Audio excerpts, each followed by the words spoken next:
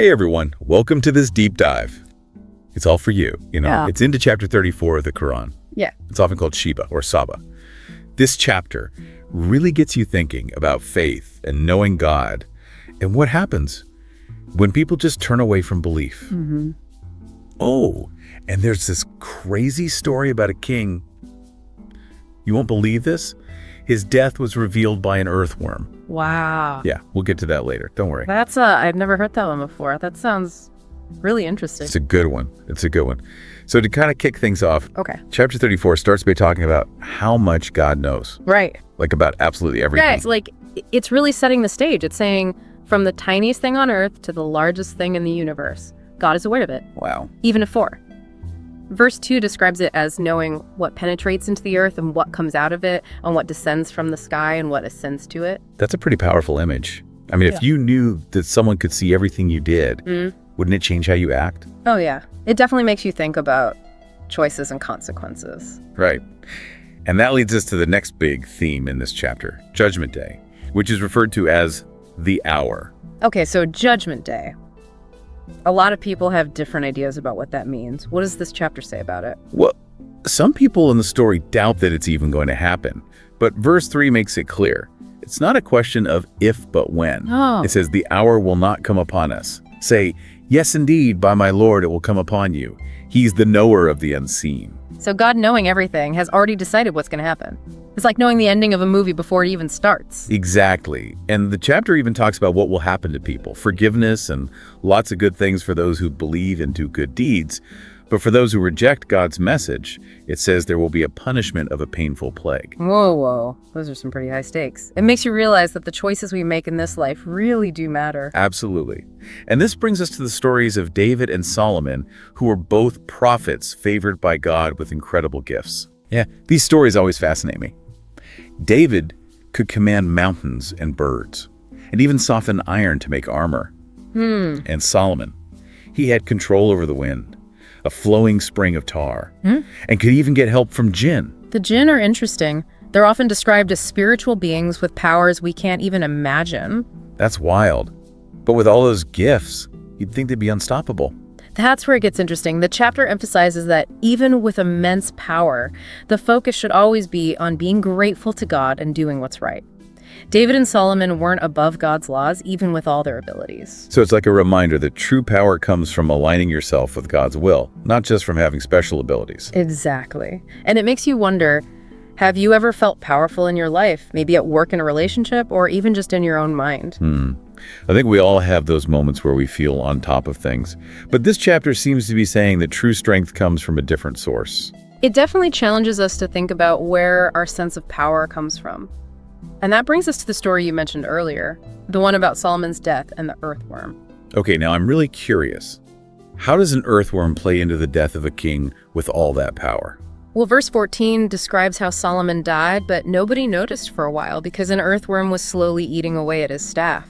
It wasn't until his staff finally broke and Solomon collapsed that people realized he was gone. Wow, that's an unexpected twist. Yeah. So even a king who could control the wind was vulnerable to something as small as an earthworm. It's a powerful image, isn't it? And I think it's saying something really important. No matter how strong or powerful we seem, we're all subject to God's plan.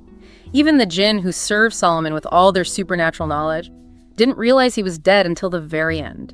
So it's a reminder that even with all our technology and knowledge, we're not in control of everything. Exactly. And it makes you think, what are some things in your own life that you think you have total control over? Maybe your health, your job, or your relationship?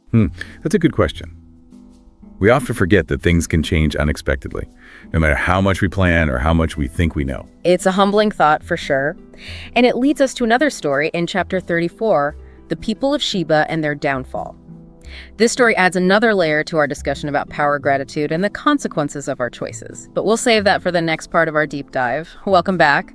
Let's talk about the people of Sheba. Okay. They had it all. A prosperous land, beautiful gardens, you name it. But despite all that, they turned away from gratitude and started down a path. That ultimately led to their downfall. That's so interesting. You'd think having all those blessings would make them more grateful, not less. What went wrong? Well, the chapter points to the influence of Satan as a key factor. He's portrayed as swaying them away from the right path, leading them to make choices that went against God's will. But even in that environment, there was still a group of believers who held onto their faith. So even surrounded by negativity, some people still chose to follow a different path. It makes you think about the people we surround ourselves with and the impact they have on our own choices. Right? Absolutely. We all face those influences, both positive and negative. But ultimately, chapter 34 keeps reminding us that we each have the power to choose, even when it's hard. It emphasizes the importance of individual decision-making, regardless of the pressures around us. That makes a lot of sense. But it also makes me think about the times when I've made choices I regret. Maybe because I was influenced by the wrong people or just wasn't thinking clearly. It's a human experience, isn't it? To make mistakes. Yeah. To be swayed by things that aren't good for us. But chapter 34 doesn't just talk about the negative. It also addresses how people often react when they hear the Quran's message. And it's not always with open arms. Yeah, I can imagine that challenging people's deeply held beliefs can lead to some strong reactions. How does the chapter deal with that kind of resistance? It's fascinating how chapter 34 anticipates that pushback.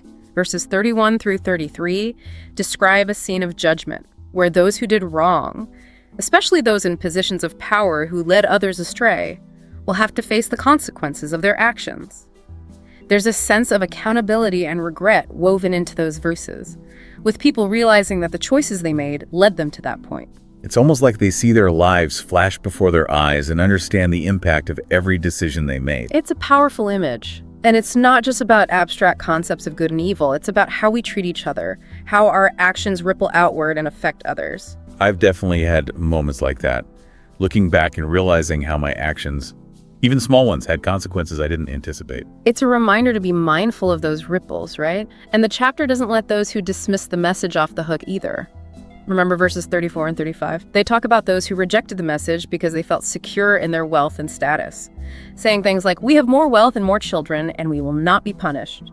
It's as if they believe their possessions will shield them from accountability. It's like they're using their worldly success as an excuse to avoid facing any deeper truths. Exactly. And the chapter directly challenges that notion. Verse 37 says, "It is neither your wealth nor your children that bring you closer to us, but it is he who believes and does good deeds." So it's not about what you have, but about who you are and how you live your life. That's such an important reminder. True connection with God isn't about material things. It's about aligning your heart and actions with what's right. Absolutely. But the chapter also acknowledges that doing the right thing isn't always easy, especially when you're struggling to provide for yourself and your family. That's a really good point. What does it say to those who are going through difficult times but still want to follow God's path? Verse 39 offers a message of hope and reassurance. "My Lord extends the provision to whomever he wills of his servants or withholds it. Anything you spend, he will replace it. He is the best of providers." It's a message of trust in God's plan, even when things are tough. That's so comforting. It's like a reminder that even when we feel lost or alone, there's a higher power taking care of us, providing for us in ways we might not even realize. It speaks to that deep reliance on God that we see throughout the chapter, in the stories of the prophets, the warnings against disbelief, and even in the advice to devote ourselves to God and reflect on his message. And speaking of reflection, there's that powerful verse 46, say, "I offer you a single advice. Devote yourselves to Allah in pairs or individually, and reflect. There is no madness in your friend. He is just a warner to you before the advent of a severe punishment." It's like a call to action, urging people to come together, support each other, and pay attention to the warnings before it's too late. What strikes me about that verse is how it emphasizes the different ways we can connect with God. You can do it with others, finding strength in community, or you can have a more personal, introspective journey. That makes so much sense. It's Yeah. like recognizing that there's no one-size-fits-all approach to faith. Yeah. It's about finding what resonates with you and helps you grow closer to God. And that individual journey is so important, especially when you're faced with choices that challenge your beliefs. Remember, verses 43 and 44, they talk about how some people automatically reject the Quran's message, clinging to the traditions of their ancestors without really understanding why. It's like they're afraid to question what they've always believed, even if it might not be the whole truth. Right. It highlights the power of tradition, but it also encourages a more critical and informed approach to faith. Verse 44 even says, "But we gave them no book to study, and we did not send them any warner before you." It's like a challenge to go beyond blind acceptance and seek a deeper understanding. That resonates so much with me, especially in today's world where we're bombarded with information. It's a reminder to be discerning, to question what we hear, and to make informed choices about what we believe. It's about taking responsibility for our own spiritual growth, and I think that's a theme that runs throughout chapter 34. Absolutely. And, thinking back to the story of Solomon's death, there's another detail that really stands out to me. It mentions that the jinn who served him didn't even realize he was dead until his staff collapsed. Why do you think that's important? That's a great question. The jinn, with all their supposed power and supernatural knowledge, were still limited in their understanding. They couldn't grasp the reality of Solomon's death until it became physically apparent. It's like a reminder that no matter how much we think we know, there are still things beyond our comprehension. Things that even the most powerful beings can't fully grasp.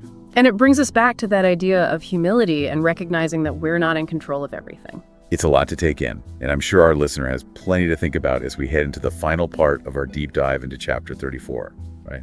Welcome back. It's the final part of our deep dive into chapter 34. It's been a journey. We've talked about prophets, lessons about gratitude and power, and what happens when people turn away from God. So how does it all end? Well, the last few verses really pack a punch. They emphasize God's absolute power. And that, in the end, truth will always prevail.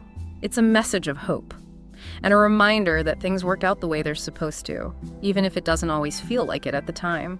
That's something I think about a lot, especially when things feel chaotic or just uncertain. What do these last verses actually say? Verse 40 starts by describing the day of judgment. It paints this really vivid picture. God gathers everyone together and asks the angels, "Was it you these people used to worship?" It's like this dramatic moment of truth where everything becomes clear. Wow, that's intense. What did the angels say? Their response is really interesting. They say, "Glory to you, you are our master," not them. They used to worship the jinn, and most of them had faith in them. So even the angels are acknowledging God's the ultimate power, and those who worshipped other beings like the jinn were misguided. Exactly. It reinforces this concept of Tawhid, which is the belief that God is one and unique. No one else shares his power or authority. It's like the foundation of faith, recognizing that God is the only one worthy of our worship. Makes sense. And it makes those warnings about shirk, associating partners with God, even more serious. Right. Shirk is a big deal because it goes against that core belief in God's oneness. When we start giving divine qualities to other things or people, we distort our understanding of reality. It's like we're building our lives on shaky ground. That's a great analogy. It really helps to understand why this is so important. So what happens to those who make those wrong choices? Well, verse 42 is pretty clear about the consequences. It says, "Today none of you has the power to profit or harm the other, and we will say to those who did wrong, taste the agony of the fire which you used to deny."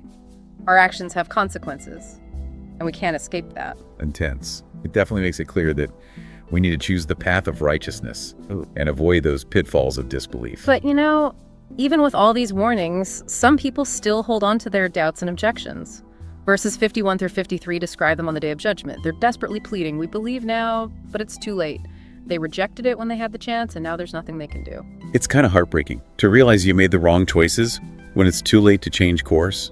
It makes me think about those moments when I've put things off, thinking I had more time. Yeah, we've all been there. It's human nature to procrastinate, especially with big decisions. But this chapter seems to be saying, don't wait for a crisis or a moment of judgment to embrace the truth. The time to choose is now. It's a call to action, to make those choices today, not tomorrow. And remember, choice is personal.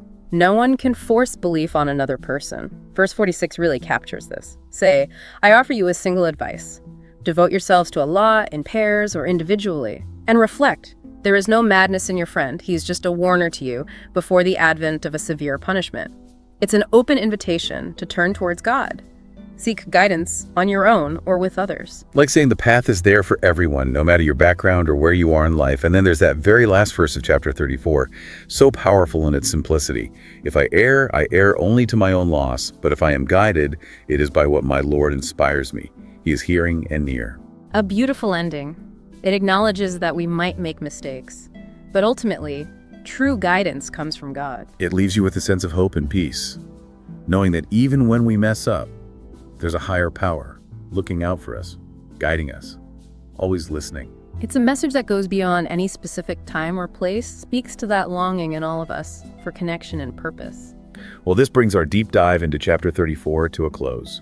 We've covered so much divine knowledge and accountability, the power of choice, the ultimate triumph of truth. It's been an incredible journey. I agree. Chapter 34 is so rich with wisdom and guidance. I hope our listeners found it insightful and thought-provoking. Before we go, one last thought. Yeah. Throughout this chapter, we've seen how important reflection and contemplation are. So take some time. Think about what we've discussed. See how it connects to your own experiences. And continue exploring these ideas through study and personal reflection. We hope this deep dive has inspired you to discover the timeless relevance of the Quran's message for your own journey of faith and self-discovery. Thanks for joining us on this incredible deep dive.